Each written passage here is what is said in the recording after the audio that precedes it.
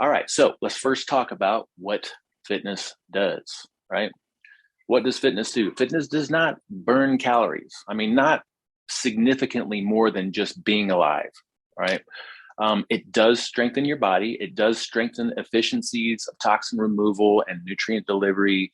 It does enhance metabolic flexibility, especially if you do it the way that we recommend, meaning it does enhance the ability of the body to learn and understand how to use fat for fuel, but that doesn't necessarily mean that you're just melting calories off your body. And it does help your body prioritize how it distributes nutrients for body composition. Okay, meaning that if I train for strength and functional movements as I'm consuming food, then my body's going to put those nutrients in places that shape and build an amazing, beautiful body.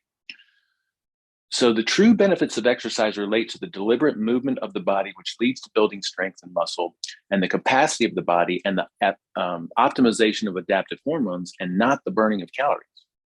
So then true fitness would be, I remember Greg Glassman, one of the founders, creators of CrossFit, went through this analogy, and basically he said true fitness would be the ability to do anything, anytime, anywhere. So imagine if you had like this hopper that had an infinite combination of movements and exercises and things, and you could pull something out of that hopper and it would say, go on a 1 mile run, hike up a 2 mile mountain, carry 70 pounds for this many distances, do this many, like no matter what you pull out of that, true fitness would be being able to do anything, anytime, anywhere, which is really another way of saying being generally prepared for what life throws at you. That's what we want from fitness. Okay. So you want to be able to live your life a little bit better with a good fitness program.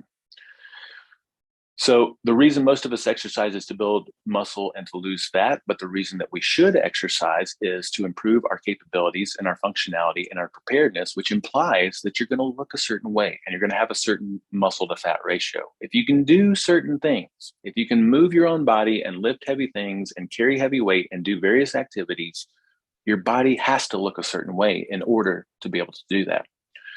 And I feel like we've kind of flipped it in this modern culture where we try to work out to build the body that we want. Whereas if we focused on the things that we should do to improve our general preparedness, the body will follow because it has to. You're going to look a certain way if you can do all these different things. Fitness is going to help the body shape the body by prioritizing the composition and distribution of different nutrients. And nutrition is really the biggest thing that's going to help you normalize your body weight, especially your body fat. Okay. And that's everything that we've talked about up to this point about teaching your body how to use fat for fuel.